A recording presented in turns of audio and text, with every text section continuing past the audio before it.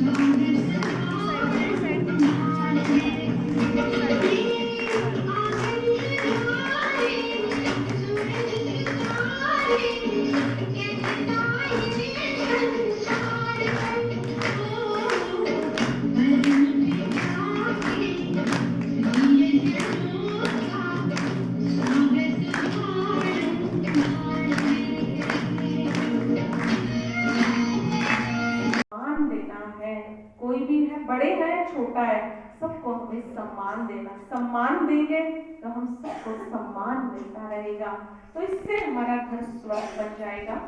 और एक तीसरी बात है कि हमें सबको दुआएं देनी है। कभी भी किसी को मुख से बद्दुआ नहीं देनी है, चाहे कोई कैसे भी स्वभाव संस्कार की आत्मा है, तो हमें उनको दुआ देनी है।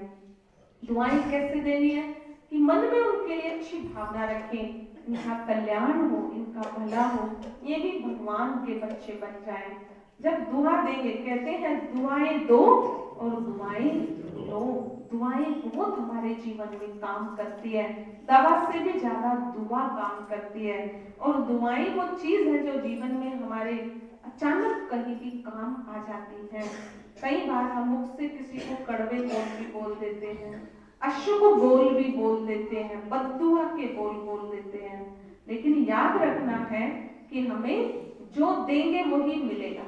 दुआ देंगे दुआएं मिलेंगी, बद्दुआ देंगे तो बद्दुआ। तो हमें सबको दुआएं देनी आज से आप पक्का करके जाएं, और हमें इसके से खाली नहीं छोड़ना है, और आज के दिन को हमें सबके साथ मनाना है।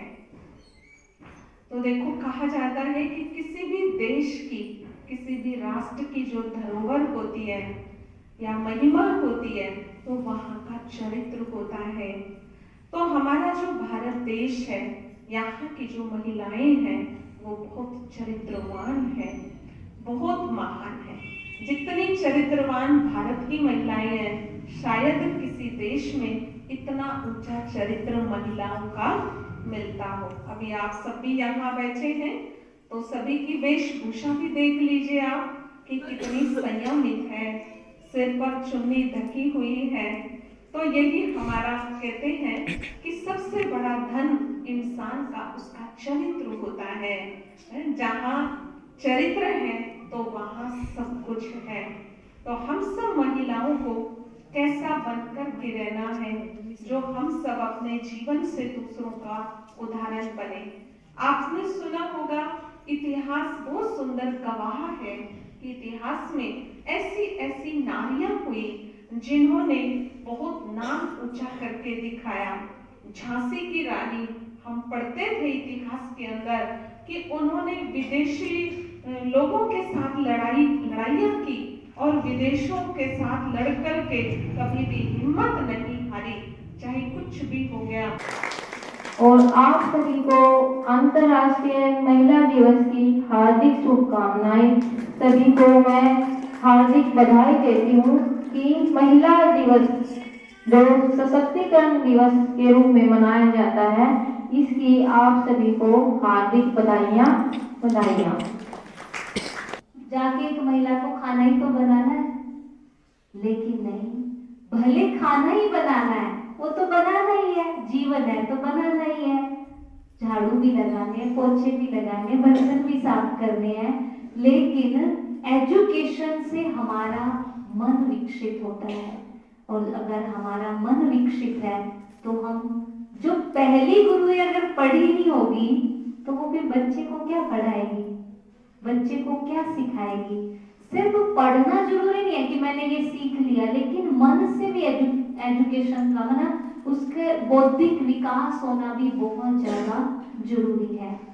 तो हमें अपने जीवन में अपने शिक्षा को बहुत ज्यादा महत्व देना चाहिए। आपने देखा सिंधु ताई 4 ही पढ़ी थी, लेकिन 4 पढ़ के भी उसने वो कमाल कर दिया जो कोई नहीं कर सकता था। तो हम अपने जीवन में पढ़ाई को, कई लोग सोचते चलो एक है कि मन चलता ही नहीं पढ़ाई की तरफ, लेकिन फिर भी धार्मिक चीजों को सुनो।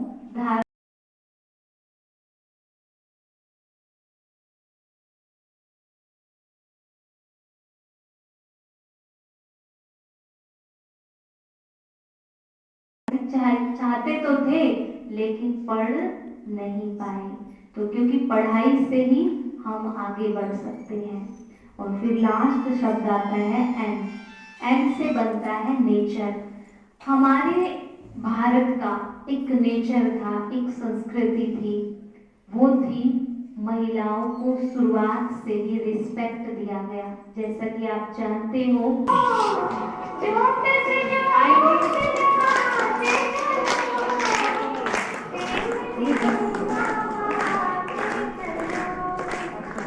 आएंगे भाई भी आएंगे सभी, कोई बात नहीं, आप भी आएंगे, आप भी प्रोग्राम की शोभा है।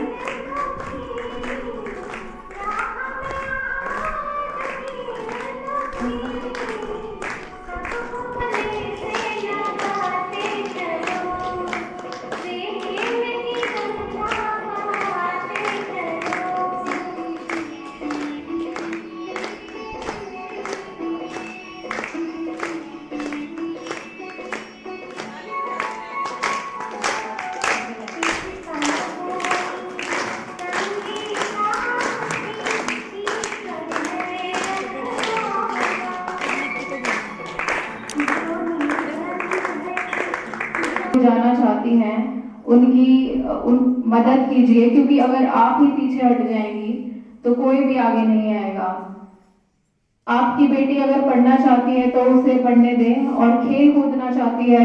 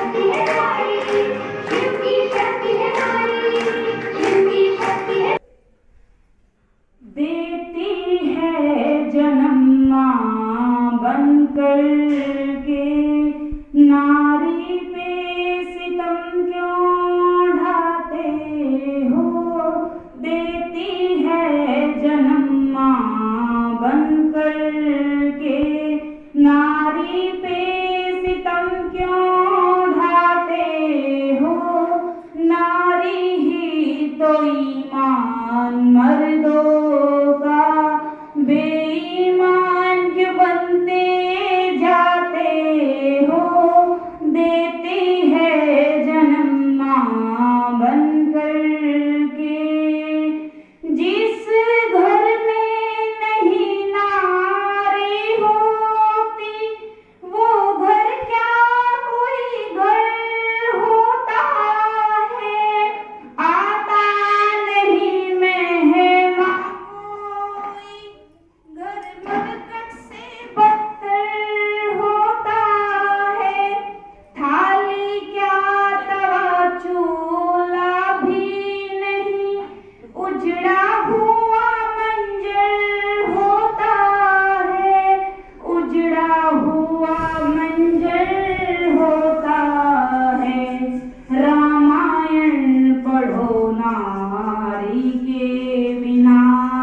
श्री राम को रोता पाते हो, देती है जन्म माँ बनकर के, नारी पे सितम क्यों ढाते हो, नारी ही तो ईमान मर्दों का।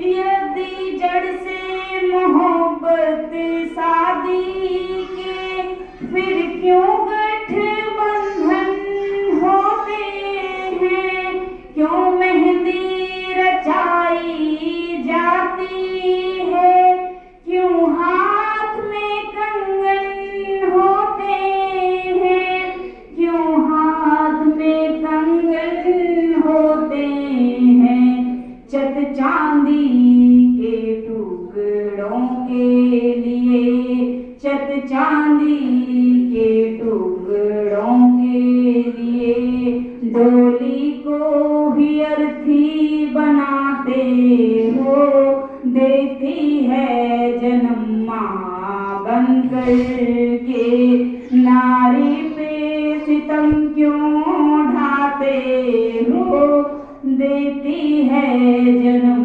माँ बनकर के। ओम शांति।